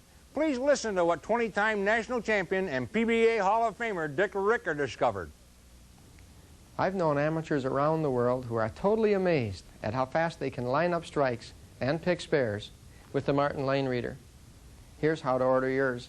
Order your Martin Lane Reader today. Here's how. For COD Visa and MasterCard orders, call toll-free 1-800-USA-1000 or save COD charges and send $11.95 plus $2 for postage and handling to Lane Reader, Box 49648, Atlanta, Georgia. Pete Weber surviving a crazy up-and-down match with Don Genalo, but in the end it was his by 10 pins. And now he'll face someone who feels as comfortable under the TV lights as Walter Cronkite, Marshall Holman. He has appeared on television 67 amazing times, and to the winner's circle he has visited 17 times. Fierce and intense. Same almost as Pete Weber, Mike, in that their approach to the game of bowling seems to be just about the same. Well, they're both young competitors. They both throw that big hook ball. They both have that tremendous desire to win. Marshall Holman has an intensity and a drive in him, though, that I've not seen in any other player. All right, we got an update from Marshall Holman by chatting with him before today's TV finals. Sitting in the top spot in our show tonight is Marshall Holman, who returns to Austin, Texas as the defending champion. But Marshall, this year the confidence level for you has to be a lot different than it was last year. You were trying to snap an 18-month drought, weren't you? Well, yes, I was, Alan. This year I come in as defending champion, and also Mark Roth and I won the Doubles Classic in Vegas just a little over a month ago, so I've got a chance to make it 2 in a row, and I'm on a little bit of a roll. Probably when you step to the line now as compared to a year ago, you feel that you can make any shot. There must have been some points during that long stretch when you stepped to the line and you didn't have that overwhelming confidence. Well, you know, when you get drilled as often as I had been, you know, for I think it was almost a 2.5-year period, you do start to question yourself. Although, fortunately, I have a conveniently very bad memory, and I would forget about those things and just try and go on, and that's why I was able to bowl good the next week after having a tough loss. But I do have the confidence going for me now, and I'm looking forward to bowling the title match. Highland Lanes has been probably one of my favorite centers to bowl in. I've had 3 times been the leading qualifier here and have a chance to make 2 titles in a row. The pins have been falling for you in 1984. You've knocked down more consistently than anyone else on the PBA Tour, yet the money list, something you're concerned a little about, is not as high as it was last year. You're 8th. Yeah, Alan, I really had many opportunities to win more money and win more titles than I've won this year. In the wintertime, I made a lot of top 24s and only made 3 top 5s. This is my 16th time in the top 24 out of 21 tournaments, and I've only made 5 top 5 finishes. It's something that's a little disappointing. I've usually had 1 bad round in every top 24 finish I've had. This week there were no bad rounds. Everything was solid. I was able to claim the top seeded position, and I think that it's my tournament again this year. Marshall, you've always been a fun bowler to watch. You're so fiery, and you often remind me, not in an argumentative way, but in an enthusiastic, ferocious way, of John McEnroe. McEnroe recently decided not to scream and yell, and he played perhaps the best tennis of his life. And now the argument goes on, do you play better when you're angry or when you're not? How does it work for you? Well, amazingly enough, a lot of people have come to me and they said, Marshall, in the last couple of years, you haven't been as excitable as you used to be. You know, where's the old fire? Where's that flame? And if you were here last night in the first 4 or 5 games of match play, in the last 8 games we bowled, I was definitely excited, and I was running them out, and I was flailing my arms, and I need to be emotional. I don't want to be out of line. I don't want to do anything obscene, and that's no problem. That's not in the act. All I want to do is be pumped up, because it's important for me. If I'm not excited, if I'm not intensified, I can't get 100% out of my game. And when I get 100% out of my game, I can be very difficult to beat. Not necessarily rooting for Marshall Holman in this championship final is Dee Dee Weber, Pete Weber's wife. She will get to share an $18,000 if her husband Pete is able to overcome the charging Marshall Holman. We will most likely see our share, more than our share of strikes in this match for $18,000. Well, Marshall's playing further outside than he's played all week, and he threw 5 out of 6 strikes in practice using a plastic ball, and he's made Pete Weber finish on the right lane, which is the exact opposite that I thought he would do. So he must like that left lane.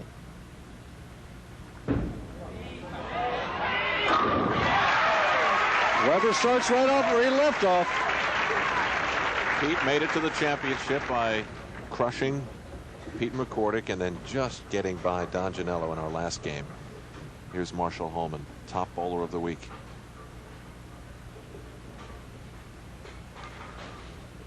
He averaged 213.1.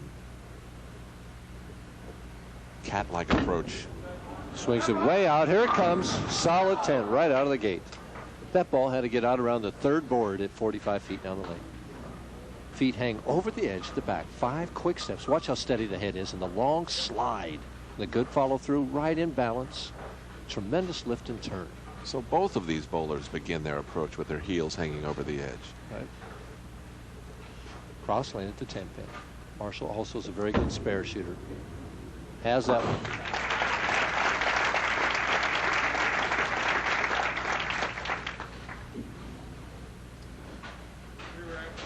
Asked for a re-rack on the left lane already. That's the first one. There's 2 more coming. Marshall has won 17 PBA titles. Last year he won 2 in a row and gave the 3rd quite a run. He began that string right here in Austin, Texas last year when he won. He's the defending champion.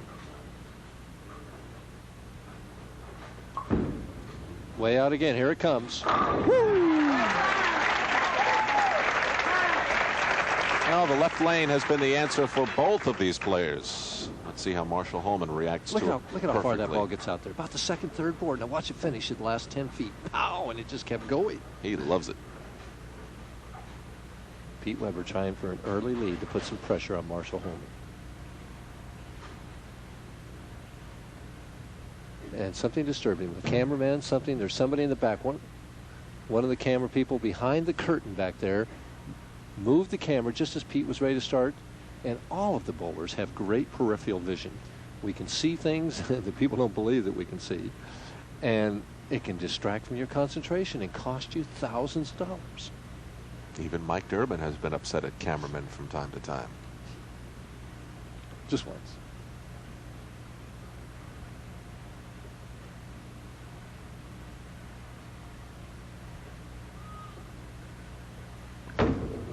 Here it comes. And carries it out. I don't know what got the temp in. It just kind of slid off of there.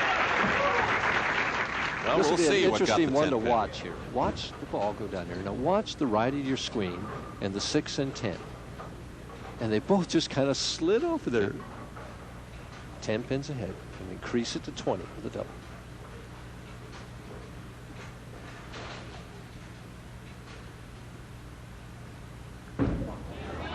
Lots of speed. Oh! Pete stocks his hands, and so did Didi.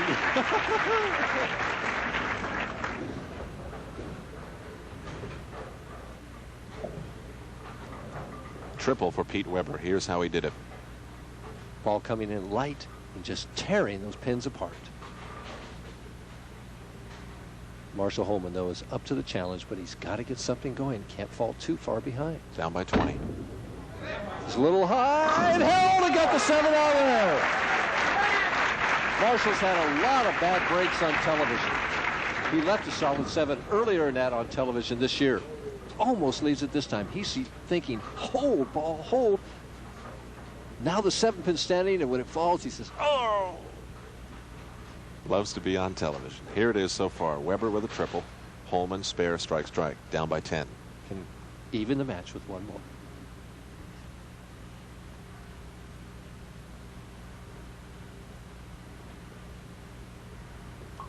Sends it out there. Here it comes. Here it comes. There it is.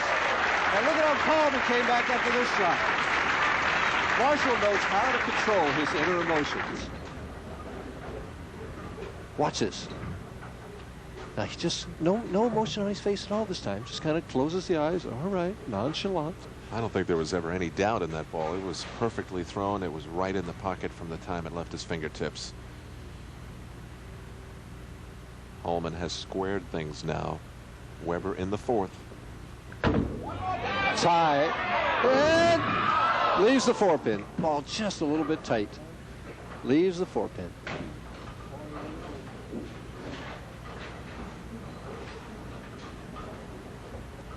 Pete switches balls to the plastic ball for the 4 pin. No mistakes here now, Pete. You got to make the spare. No mistakes. Has the spare. Like it's like watching a home run contest. You got 2 power players here, and both of them can string the strikes and throw them.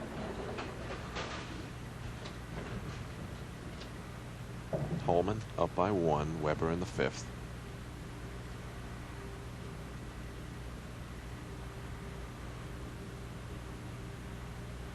Weber down by 1 pin. Trying to get something started again. A little high, a little soft, 3-6-10. Just a little eased up on that speed, just a little bit. He just seemed to be a little bit tentative going to the line that time, not that positiveness that he had in the first match. Marshall Holman can be an intimidating bowler to bowl against as the ball hooks early, leaves the 3-6-10, and I think that's what's happened. Tough spare, has to make it. Just got up enough. Woo! Keeps himself in the match. Here's that conversion once again. This is the 3rd brilliant conversion for Pete Weber. At this point, it didn't look like he was going to make it. The ball really finished in the last 10 feet. Just nicked that 3-pin. He's been so effective down the right side of the lane. Take a deep breath. We'll be back in Austin, Texas, midway point of the championship game. Marshall Holman and Pete Weber. They'll continue in a moment.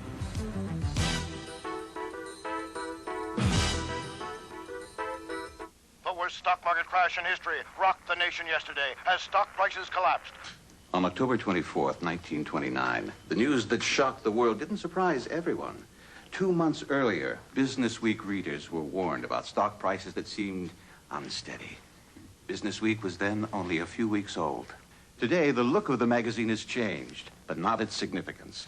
It was Business Week that told its readers about the takeover epidemic in the steel industry. And before the computer war broke out, Business Week readers not only knew it was coming, but who would come out on top. Week after week after week, Business Week tells you exactly what's going on in business and how it could affect your business. It's all right here, in the most concise, accessible form possible. But this publication does more than report the news. Business Week interprets, even anticipates, and that's important. Because in business, nobody likes to be taken by surprise. Business Week magazine revealed this week. Subscribe to Business Week right now, and you'll get 32 weekly issues at the low basic rate of only $24.95. That's just 78 cents an issue, a savings of more than 60% off the cover price. And along with your paid subscription, Business Week will send you one more valuable business tool, the Business Week Solar Calculator, free. This desktop calculator is powered by any light source, requires no batteries, and it's free with your paid subscription to Business Week. Subscribe to Business Week. You'll get 32 weekly issues for only $24.95. And remember, the Business Week Solar Calculator is free with your paid subscription. This is one business opportunity you ought to take advantage of. Order now. To get Business Week and your Business Week Solar Calculator, call toll-free 1-800-USA-1000. 32 issues are just $24.95. This low basic rate saves you more than $39 off the cover price. Your calculator is free with your paid subscription. Call 1-800-USA-1000. That number again is 1-800-USA-1000. Marshall Holman, through all the PBA Tour events of 1984, has knocked down more pins more consistently and leads the PBA Tour in average. And right now he leads Pete Weber by 4 pins. D.D. Weber agonizing, I'm sure, with Pete over that last spare conversion, but his accuracy tonight in that element of the game has been brilliant. The one mistake he made when he missed a 10-pin in the 9th frame against Janello, it didn't wind up costing him. Holman up by 4, trying to increase it to 14. Mike has won the coveted Tournament of Champions. He did it Marshall has, rather, in 1976. And one more. Up by 14. And Marshall really is somewhat subdued for Marshall. I mean, he's watching it, smacks the hands together, but I've seen him be more ferocious than that. And the squeeze of pressure is on Pete Weber now. Marshall Holman now in the 6th, leading by 14. It's interesting how Marshall always picks that ball up. He pounds some rosin into the finger holes and thumb hole, wipes the rosin off with his towel, then puts the ball back down, thinks it over for a minute, picks it back up, and gets ready to go. Once he's up there, he takes very little time.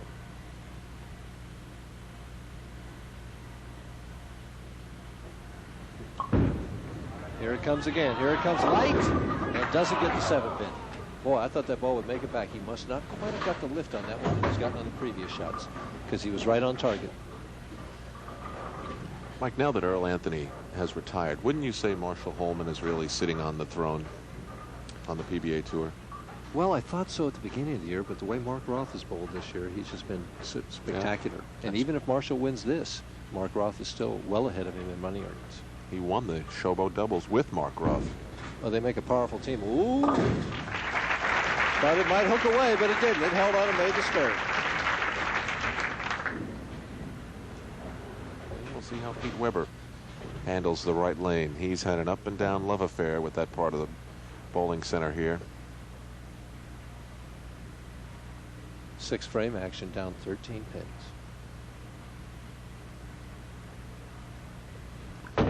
Gives it a lot of room. And is it going to fall? Rocking 8 pin, but it didn't quite fall.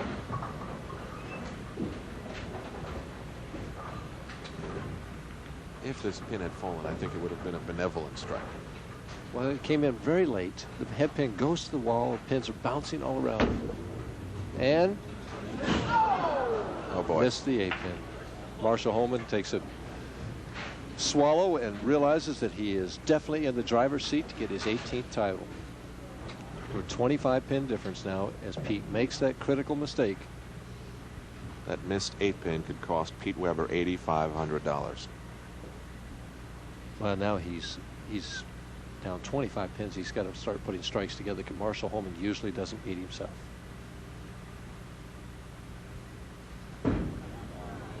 It's back in the pocket. Gets that 10 pin out. Pretty shot there. Marshall checks the score. Pete very relaxed on this because he's so disgusted with himself for missing that spare. Probably the best shot he's thrown in the game so far. Snaps that 10 right out of there. Pete is still potential. 244 if he would go all the way out. So Marshall's going in at 229 pace right now. But Marshall's got the pocket wired on both lanes. Swinging it between the first and second arrow. Way out there. Here it comes. Oh, and he's getting more confident with every shot. This next one in the 8th frame is the one he really wants because he's got his opponent down. Marshall has that ability when he has him down that he can stomp on him. And that's exactly what he wants to do now. There's no mercy.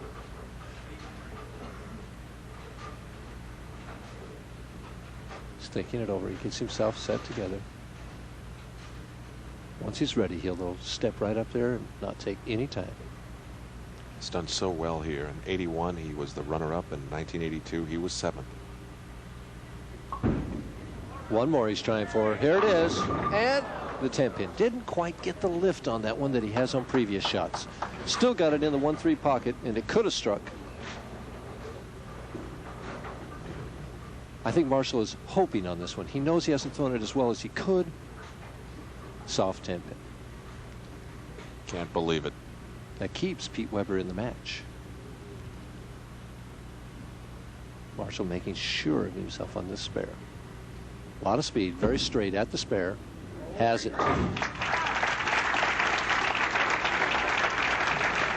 Right now, these next 2 frames are the most important for Pete Weber. If he wants to get back in the Firestone Tournament of Champions, he has to strike here in the 8th frame and then the 9th. He's been hitting this right lane very well, but he's got to hit it right now.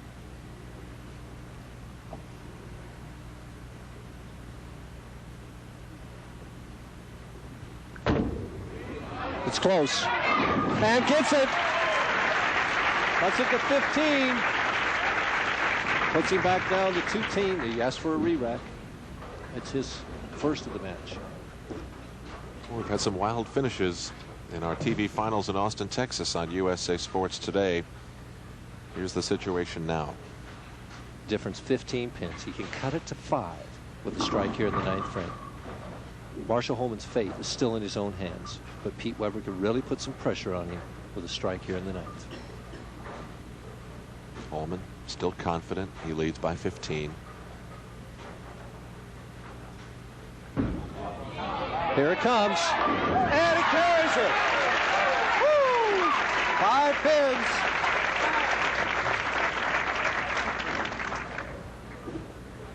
Weber rips those finger holes. Ball comes in light. Watch this 5 pin. Over into the 7. He had a bunch of pins going to that 7 and then running it out all the way. Holman, ninth frame, up by 5, sends it out. Here it comes. It's in the pocket. One more. Marshall is in this situation. He needs 2 strikes in the 10th frame and 6 pins in order to lock up his 18th PBA title and his 2nd consecutive Aqua Fest title.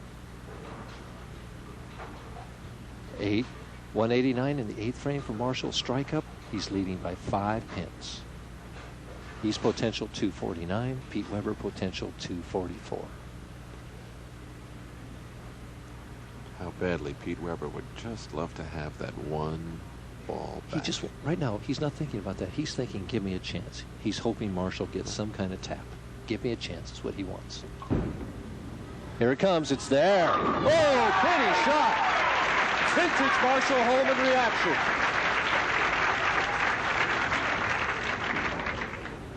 Marshall holding up one finger. He needs one more. He knows it. Boy, he stroked this ball pretty. There's that reaction. All right. It's amazing as many times as he won, as he has already won, he is still so hungry to win again. And when he came back, he held up one finger and he said, one more. And he knows that this is the one that shuts the door.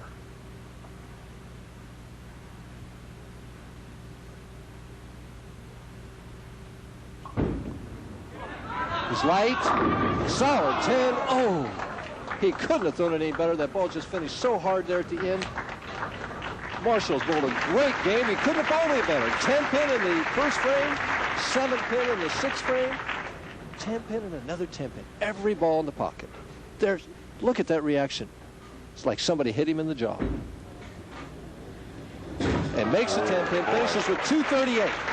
Now what we need, what Pete Weber needs, is 2 strikes and 5 pins. Well, Pete wanted a chance. He's got it. That's it. That's exactly what he wanted. He has a chance now. But he has to have 2 strikes. Marshall just looked over at Harry Golden and he held up 2, indicating, asking that Pete needs 2 strikes. Marshall decides he'll watch. Definitely. You watch this one. Didi Weber watching. This is such It's there. It's there. Oh, what a shot. As Didi stands up and says, come on, one more. Oh, he could not have thrown this ball any prettier than he threw it. What a pretty shot here. Right over the target. Tremendous lift. Ball is revving up so hard as it hits the pins. Boy, whoever loses this game is just criminal that somebody has to lose. Didi knows we're neck and neck down the home stretch. Stand by for a photo finish. This is for Firestone for his 3rd title. And it's there. It's there. He carries it. Oh, what a shot. Oh, what a margin. Marshall shakes his head. What could Marshall do? He bowled as good a game as possible. He's got to stay behind the foul line, get 5 pins. He has to have 5. And that does it. He's a winner. Oh, boy. Oh.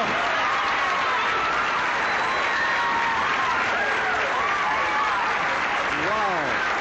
You don't see too many as good as that one, Alan. That's an $18,000 hug for Pete Weber and his wife, Didi. After Pete Weber left the 6th frame open, Mike Durbin said he'll need to string strikes. Well, he strung 6 in a row, and he left Marshall Holman walking away shaking his head. You know, I think that was a blessing in disguise, Alan. It relaxed him, and it put his back up against the wall, and he responded to the challenge. Pete still can't believe it. Get a standing ovation here. Just a tremendous. I've never seen a player throw any better shots to win a title than Pete Weber just threw in the 10th frame there.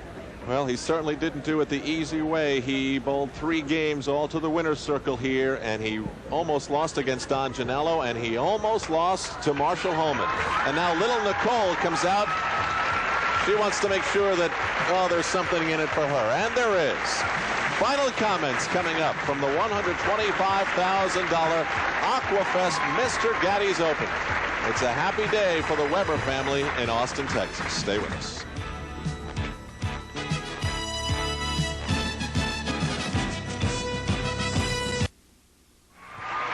It was a happy day in Austin, Texas for Pete Weber. He survived a tremendous scare from Marshall Holman, stringing 6 straight strikes in a row to capture the title here at the Aqua Fest Mr. Gatti's Open.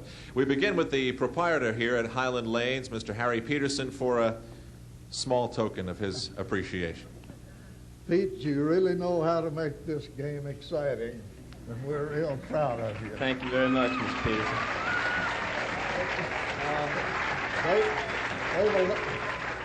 They've allowed me to present the trophy, but they told me you'd have to furnish your own truck to take it home. It's no problem there. Pete, I hope you have a wall that big. Thank you, Mr. Peterson. And now, Pete, Mr. Rick Shelton, Vice President for Mr. Gatti's, has something else for you. Mr. Shelton? Well, Pete, mine's not quite as large in size, but it's pretty good sized in dollar amount. Exciting tournament, very spectacular last round, and congratulations from all the Mr. Gatti's restaurants. Thank you, Mr. Sheldon. Thank you, sir. God, I'm in shock right now. I don't know what to say. I'd like to thank Mr. Peterson for having us here, Mr. Sheldon and all the people from Mr. Gatti's for co-sponsoring the tournament, the Aqua Fest, and all you great fans out here that rooted for me. Thank you very much.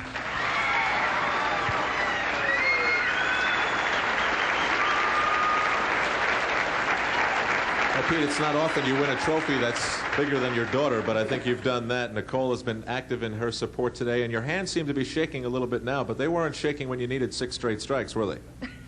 Yeah, they were. They were shaking very much.